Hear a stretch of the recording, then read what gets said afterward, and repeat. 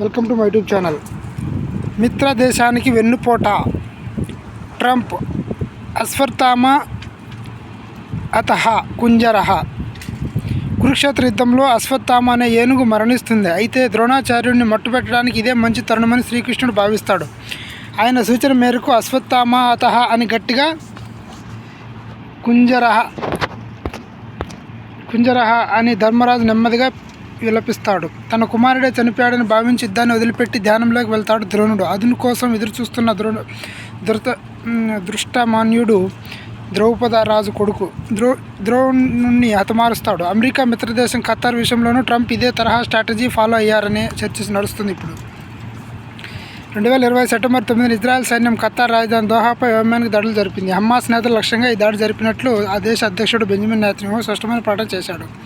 అదే సమయంలో అమెరికా అధ్యక్షుడు డొనాల్డ్ ట్రంప్ ఇది అనుకోకుండా జరిగిన దురదృష్టకరమైన ఘటనను వివరించాడు. ఈ క్రమంలో ఈ రెండు దేశాల డబుల్ గేమ్ బయటపడింది.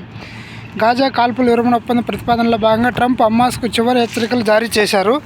దీంతో హమాస్ అగ్రనేతలు హుటాహుటిన దోహాలో భేటీ అయ్యారు. సరిగ్గా ఆ సమయంలోనే దాడి జరిగింది. ఫలితంగా హమాస్ కీలక నేత ఖలీల్ అల్ హయ్యా కుమారుడితో సహా 6 మృతి చెందారు. అయితే ఈ దాడికి సంబంధించి అమెరికాకు సమాచారం ఉన్నప్పటికీ ఖతార్కు దాన్ని చెప్పడంలో ఆలస్యం చేసిందన్న విమర్శ బలంగా వినిపిస్తుంది. ఇప్పుడు దాడి గురించి అమెరికాకు ముందే సమాచారం ఇచ్చాం.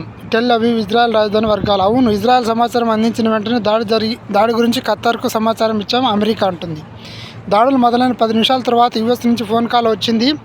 పేలుళ్లు కొనసాగుతుండగానే అమెరికా అధికారి ఒకరు ఆ సమాచారం అందించారు అని ఖతార్ విదేశాంగ శాఖ అధికారి. అమెరికా ఖతార్ల మధ్య బంధం ఇటీవల బలపడింది.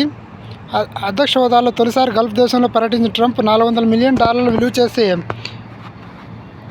చాలా విలాసవంతమైన విమానాన్ని ఖతార్ నుంచి బహుమతిగా అందుకున్నారు. ప్రతిగా ఆ దేశ పర్యటనలో $243 మిలియన్ కీలక ఒప్పందాలు కుదుర్చుకున్నారు. పైగా ట్రంప్ కొడుకు ఎరిక్ కూడా అక్కడ గోల్ఫ్ కోర్స్ ఏర్పాటుకు ఒప్పందం చేసుకున్నాడు. పైగా ఇరాన్కు ఖతార్ మిత్రదేశం కావడంతో టెహ్రాన్ బ్యాక్ ఛానల్ కమ్యూనికేషన్ లాగా ట్రంప్ పరిగణిస్తున్నారు. వీటన్నిటికీ తోడు పశ్చిమాసియాలో తన దౌత్య ప్రయత్నాలకి గల్ఫ్ దేశం కీలక పాత్ర పోషిస్తుంది.